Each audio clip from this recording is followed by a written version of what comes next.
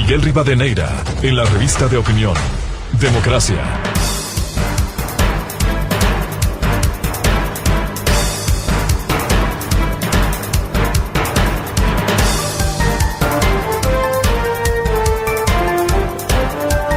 Ocho o 6 minutos en el territorio continental ecuatoriano, buscando la verdad en la revista de opinión Democracia. Queremos saludar al secretario de Seguridad Pública y del Estado, el doctor Diego Ordóñez. Lo hemos invitado a un diálogo para conocer esto que constituye una preocupación permanente de la inseguridad y la violencia, que hay que reconocer, de acuerdo con las estadísticas que hemos revisado, estadísticas oficiales, se ha reducido ese nivel de alguna manera. Sin embargo, persiste estas acciones, especialmente del crimen organizado y del narcotráfico. Frente a ello, el gobierno ha puesto recursos, también se va a repotenciar el rendimiento de la policía. ¿Cómo hacer a través de un estado de emergencia que se ha anunciado, y de manera especial cómo salvar no solo las UPC que han sido golpeadas, destruidas, que están deterioradas, sino también con cuarteles y unidades que permitan fortalecer el enfrentamiento al crimen organizado? Doctor Diego Ordóñez, muy buen día.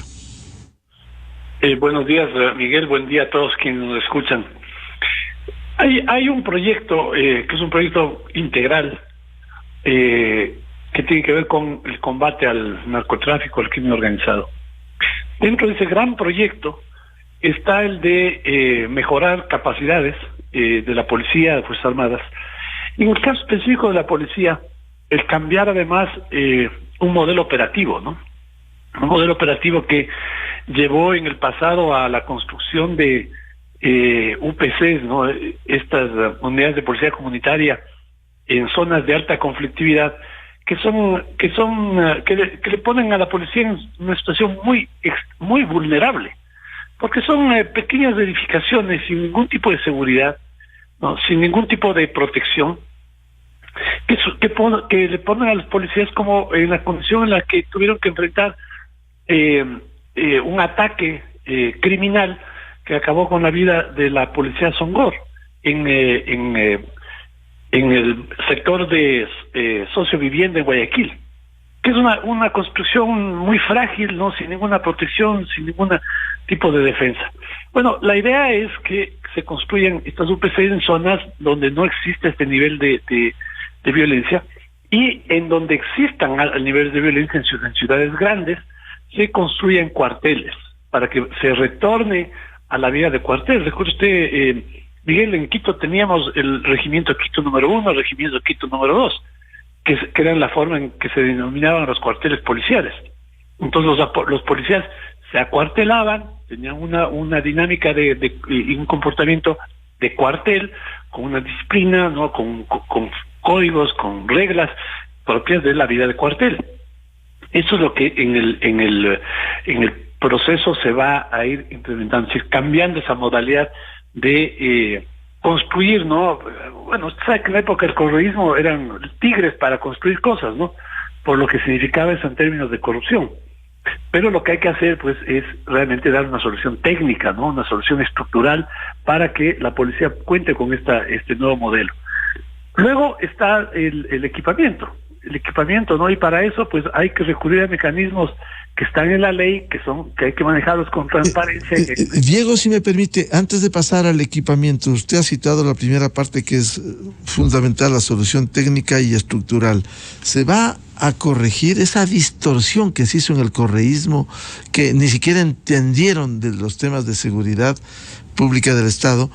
El que haya los subcircuitos, porque a veces operativamente sucede que, habiendo una UPC en una urbanización, en un barrio, hay que recurrir a un cuartel general fuera de esa urbanización para pedir que actúe esa UPC.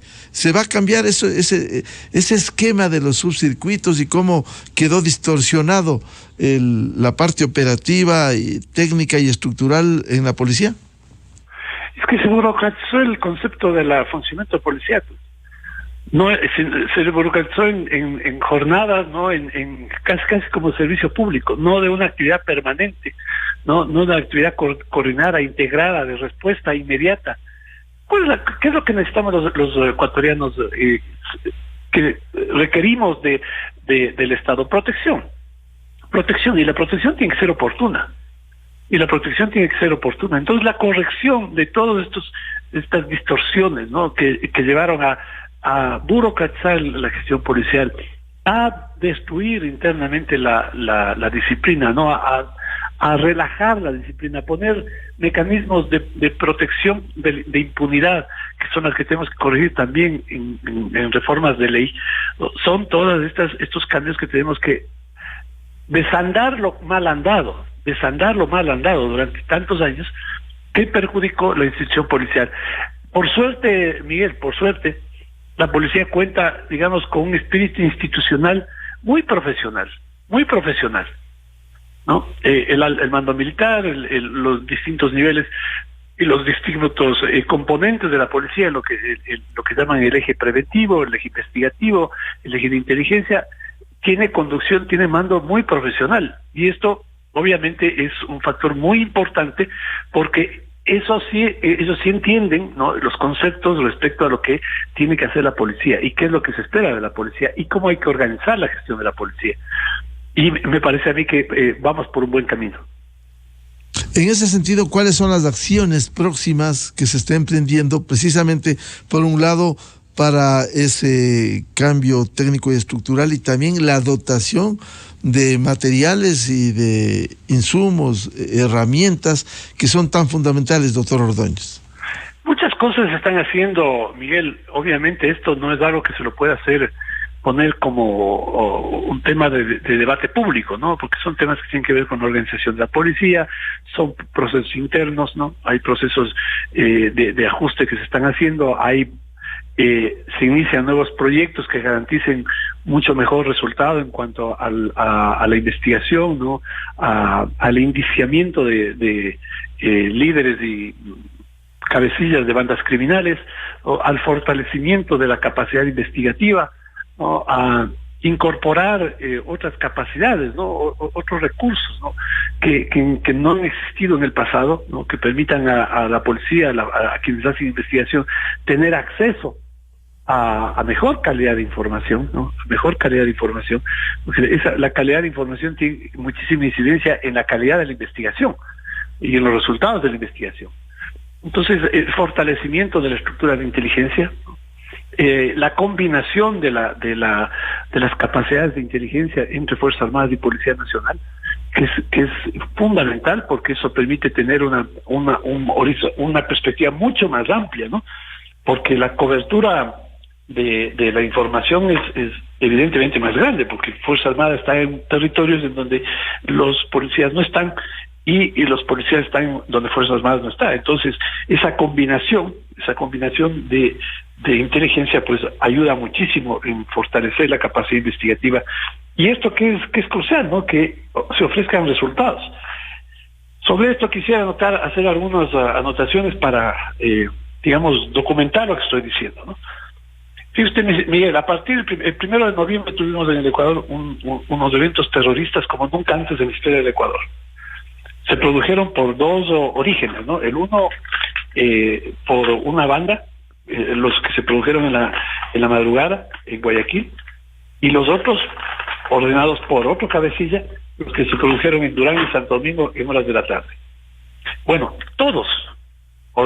casi todos los ejecutores de estos actos delincuenciales, de estos actos de terrorismo, y los mentalizadores están o detenidos o han sido movilizados a otras cárceles, aquellos que estaban presos. Me refiero a aquel que salió de la prisión, de la cárcel de Santo Domingo, ¿no? Y esto, ¿por qué se logra? Por esta combinación de esfuerzos, por este trabajo, ¿no?, y este fortalecimiento de la capacidad de investigación, la capacidad de inteligencia de la Policía Nacional. Hay que añadir, sin duda, Miguel, porque fue otra de las cosas que durante los últimos 15 años se produjo, ¿no? Es que no se actualizó tecnología, no se dotó de nuevos instrumentos, materiales, logística, ¿no? Protección, chalecos, armas, equipos, ¿no? Vehículos, movilización, pero no equipos, ¿no?, como los que alguna autoridad municipal, ¿no?, piensa que es la solución, como camionetas, ¿no? Camionetas sin ninguna protección, sin ningún equipo de comunicación. Bueno, lo que lo que se está incorporando como capacidad es ese tipo de recursos, vehículos, ¿no? Con un elevado nivel de tecnología, vehículos con capacidad de comunicación, con protección, vehículos blindados. Ahora, esto es construir un sistema también, ¿no? A veces yo siento como, y hay algunos comunicadores sociales que también piensan que esto es cuestión de salir a comprar, ¿no? Es como ir a un supermercado y empezar a coger o un salón de venta de juguetes, ¿no? Y empezar a poner en el carrito varios juguetes. No, se trata de estructurar un sistema, estructurar el sistema y justificar la adquisición de cada parte de lo que se adquiera para ese sistema, para un sistema de seguridad. Y hay que reconocer que en el mundo hay muchísima capacidad de oferta en cuanto a tecnología, en cuanto a sistemas de defensa y seguridad. Hay que armar el sistema, hay que estructurarlo bien, hay que diseñarlo bien. Esto lo están haciendo quienes están en la parte logística, ¿no? Y bueno, eso se plantea como un requerimiento, una necesidad, se discuten las condiciones, se ven los esquemas de financiamiento. Esto lleva un poquito de tiempo, pero al final, Miguel, lo que tenemos que garantizar es que tengamos en el Ecuador la mejor calidad de seguridad que podamos pagar, que podamos ofrecer. Con profesionalismo del talento humano, del recurso humano, pero con los recursos suficientes y las capacidades suficientes para poder enfrentar la amenaza que estamos enfrentando. En ese sentido, sabemos, quienes algo hemos seguido, hemos estudiado, el tema no es fácil, como usted ha dicho, hay que construir a las necesidades del Ecuador, por ejemplo, un sistema de control de inteligencia que permita controlar fronteras, por ejemplo, uno. Lo otro, los materiales, vehículos necesarios para la realidad ecuatoriana y en las condiciones frente a las amenazas que tenemos, crimen organizado y narcotráfico. En ese sentido, ¿cuánto se ha avanzado en estos procesos que, sin ser fáciles, tienen que avanzarse para en algún momento ir implementando esto? Miguel, usted acaba de introducir una variable, ¿no? que es muy importante tenerla en cuenta, ¿no? Cuando usted señala la necesidad del control de fronteras, introduce en el escenario a las Fuerzas Armadas. Esto señala esta variable, ¿por qué? Porque para el diseño de este sistema, en el cual tienen que participar las Fuerzas Armadas y la policía, porque es un esfuerzo conjunto, hay que trabajar digamos, confluyendo, ¿no? Las dos capacidades, ¿no? Las dos visiones, ¿no? Los dos enfoques que se tienen respecto al problema, tanto de policía como de Fuerzas Armadas. Esto es muy importante establecerlo, porque no se trata ahora de que el Estado actúe cada fuerza o cada sistema de defensa independientes. No, lo que hemos creado estamos en proceso de creación, que estamos avanzando muy rápidamente, es este Sistema Nacional de Seguridad, que incluye todos estos sistemas de seguridad: policía, Fuerzas Armadas, ¿no? El Sistema Nacional de Inteligencia, o otros sistemas que están incorporados en la estructura de defensa, ¿no? Como por el sistema ECO 911, ¿no? Las oficinas muy importantes que tienen que ver con investigación, como la UAFE, el SRI, el Servicio Nacional de Aduanas, ¿no? Todo esto se incorpora. Es el gran sistema que incorpora y articula todas estas instituciones. En frontera tenemos Fuerzas Armadas, tenemos policía, tenemos el Servicio Nacional de Aduanas, ¿no? Tenemos incluido en caso para control fronterizo también la Cancillería. Todo esto hay que articularlo en forma que la respuesta sea unitaria, sea única, no sea desarticulada. Es el Estado en su conjunto actuando frente a la amenaza. En el caso de control de fronteras, pues obviamente el sistema es un sistema que incluye mucha tecnología, ¿no?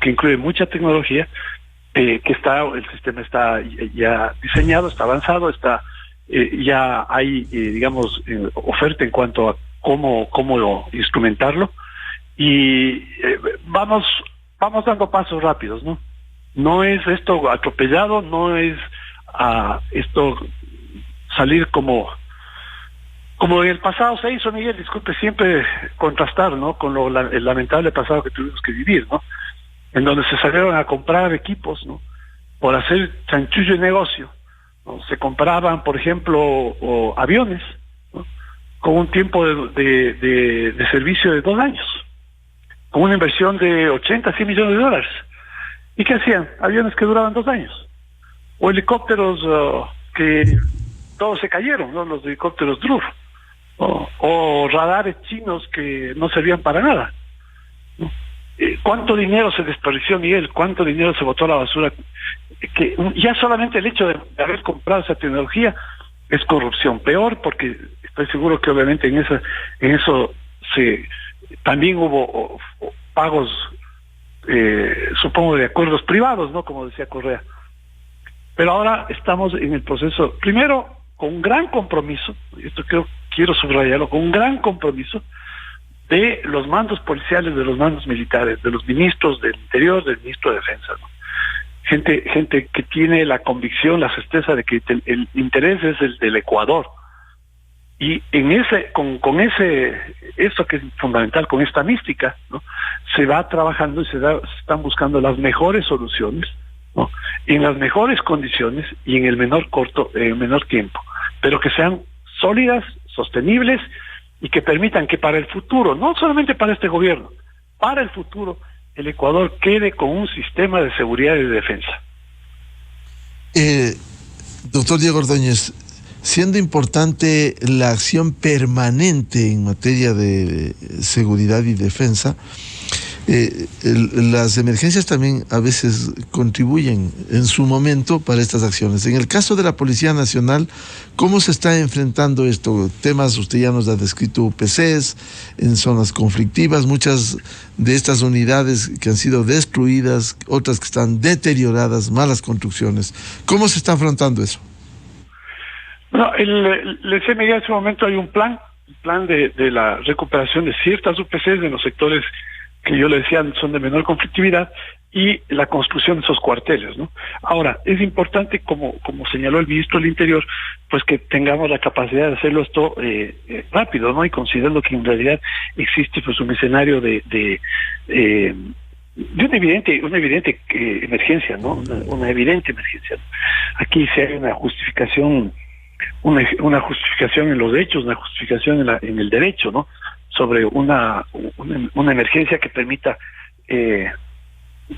responder rápidamente a las necesidades pero claro, este recurso al cual se está llegando, que anunció el ministro del Interior, es luego de un proceso, así no es que empezamos declarando la emergencia para ver qué quiere ser, no, primero se piensa, se estructura, se busca la solución y en ese momento, cuando se ve la necesidad, se recurre al mecanismo legal para que podamos desarrollar rápidamente las respuestas que necesitamos, ¿no? Es importante este nuevo modelo, va a ser porque imaginen la diferencia que va a significar que en zonas de alta conflictividad, por ejemplo, en sociovivienda o en la Prosperina, en la ciudad de Guayaquil, o en vez de tener un UPC donde tenemos 20 policías, ¿no?, tengamos un cuartel que aloje a 300, 400 policías, ¿no?, y que estén ahí en vía de cuartel, ¿no?, y estén rápidamente dispuestos a entrar en acción cuando sean requeridos, y no pues teniendo 12, 15 policías de una OPC sin las condiciones que exige pues la seguridad de quienes de los servidores policiales, ¿no? Y se cuenta con los recursos, se está agilizando la entrega de estos recursos para reparar dentro de este plan, este proceso integral de reestructuración en materia de unidades, en materia de equipamiento. Miguel, el día de ayer acompañé al presidente de la República a un acto de incorporación de 1.600, me parece que 1.630 nuevos agentes de servicio de vigilancia penitenciaria. Esto quiere decir duplicar, van a incorporarse 1.000 más en un periodo de 6 meses, perdón. Pero el día de ayer se graduaron 1.630 nuevos guías penitenciarios.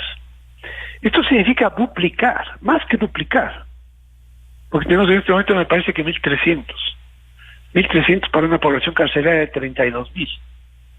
Estamos duplicando. ¿Y por qué se duplica? No por sumar gasto burocrático, sino porque técnicamente debemos llegar a una relación mínima entre el número de personas que cumplen penas en centros penitenciarios y el número de guías penitenciarios. Hay necesidad de cubrir por lo menos un estándar internacional, ¿no? Entonces, ¿por qué hacemos esto? ¿Y esto qué significa, Miguel? Significa solamente en ese rubro alrededor de $17 millones al año en esta incorporación de este nuevo personal. Primero, porque es fundamental tener condiciones de seguridad dentro de los centros carcelarios. Segundo, evitar que los centros carcelarios sean tomados o puestos bajo control del crimen organizado. Y para eso tenemos que fortalecer la capacidad del Estado dentro de los centros penitenciarios. Igual, estamos generando un plan, estamos ya en ejecución el plan de fortalecimiento tecnológico para la administración carcelaria. Se presentó recientemente los centros de mando y control de los centros carcelarios e ingresamos ya en poco tiempo con sistemas de aislamiento virtual, de manera que se debe evitar las comunicaciones desde la cárcel hacia el exterior, ¿no? Y con eso usted sabe que se está anulando la capacidad de mando, ¿no?, que se pueda tener desde los centros carcelarios hacia el exterior. Esto también está en proceso. Esto le señalo, Miguel, para responder la pregunta. El financiamiento es un problema, porque el Estado no tiene recursos. Pero ¿qué es lo que ha definido el presidente? El presidente ha definido como prioridad la seguridad. Ha definido como prioridad la seguridad. ¿Y por qué es importante la seguridad? Porque precisamente el día de ayer usted hace una entrevista, Miguel, en donde se señalaba que me parece que cerca del 40% para el 40% es el porcentaje de preocupación de los ecuatorianos en el tema de seguridad. Se dejó de ser, como era históricamente, la mayor preocupación entre la situación económica y el desempleo. Y ha pasado a ser en este momento la inseguridad. Y todos necesitamos sentirnos seguros, porque y no solamente los ciudadanos, los inversionistas necesitan sentir seguridad. Quienes quieren invertir en un negocio, en una empresa, en un establecimiento, en un sitio de esparcimiento, necesitan certeza de seguridad. Y para eso es fundamental, entonces, tener en cuenta estos impactos de la inseguridad, no solamente en la calidad de vida, sino en las decisiones de inversión. Por eso es que el presidente definió esto como una prioridad. Y siendo como es una prioridad, pues hay que hacer los ajustes, ¿no?, los cambios en cuanto al destino del gasto para optimizar el gasto en estas actividades. Es fundamental la incorporación de más personal en la policía. También se incorporaron recién 8,000 nuevos aspirantes. En el próximo año debemos incorporar 10,000 adicionales. Toda la inversión que le acabo de decir en cuanto a fortalecer inteligencia, equipos, vehículos, municiones, equipos de protección, equipos antimotines, ¿no?, equipos de investigación. Todo eso es una inversión importante y el presidente está haciendo gestionando personalmente la forma de financiamiento, no solo la forma de financiamiento del presupuesto público, sino también la forma de financiamiento desde el exterior, que podamos tener los recursos para poder pagar estos gastos. Bien, muchas gracias por atender a la revista de Opinión Democracia, al secretario de Seguridad Pública y del Estado, doctor Diego Ordóñez. Seguiremos hablando de estos temas de interés y de prioridad en el Ecuador. Diego, muy amable. Gracias, Miguel. Buenos días. Muchas gracias, muy buen día. 8:30 en el territorio continental ecuatoriano, buscando la verdad en la revista de Opinión Democracia. Antes de continuar con este análisis, porque vamos a seguir con dos invitados especiales, el doctor Alfonso Valenzuela es un experto en seguridad, él es de México, y el general Juan Carlos Rueda es jefe policial. Queremos darles a conocer un pronunciamiento oficial respecto del caso de la salida del sentenciado por corrupción, 14 años, 2 sentencias, asociación ilícita y cohecho, Jorge Glas de Espinel. Dice el ministro de Gobierno que una vez que el servicio penitenciario, el SNAI, recibió la boleta de excarcelación de Jorge Glas, remitida por el juez de garantías penales Emerson Curipayo Ulloa, de la circunscripción territorial de Santo Domingo de los Áchilas. Esta sería al menos la 5ª vez en la que un juez, actuando en materia constitucional, envía una notificación con un contenido similar respecto de la libertad de Jorge Glas. Las instituciones pertinentes ejercerán los derechos de los que se consideren asistidas en el marco irrestricto del respeto a la Constitución y a la ley. No podemos dejar de mencionar que el actual ordenamiento jurídico que estamos en obligación de respetar y acatar es aquel que nos fuera heredado de los últimos 15 años y que ha sido objeto de abusos y discrecionalidades, mereciendo el rechazo ciudadano. El gobierno, a través de los mecanismos idóneos, buscará que prime la justicia y la racionalidad como en cualquier Estado de Derecho. Este fue el pronunciamiento que diera en las últimas horas el ministro de Gobierno Francisco Jiménez. Vamos a la pausa y volvemos con los siguientes invitados. Tema de seguridad en el país. Miguel Rivadeneira en la revista de Opinión Democracia. Inicio de espacio promocional y publicitario. El Dorado Restaurante, alta cocina peruana e internacional, creada por el chef Ovidio Gabela. Felices fiestas. Consulte por nuestros exclusivos menús para cenas y almuerzos navideños en el mejor restaurante de la ciudad. Disfrute también de la temporada de langostas y centollas jumbo rojas de Galápagos. Reservas o pedidos a domicilio al 3331 486 o al 098 18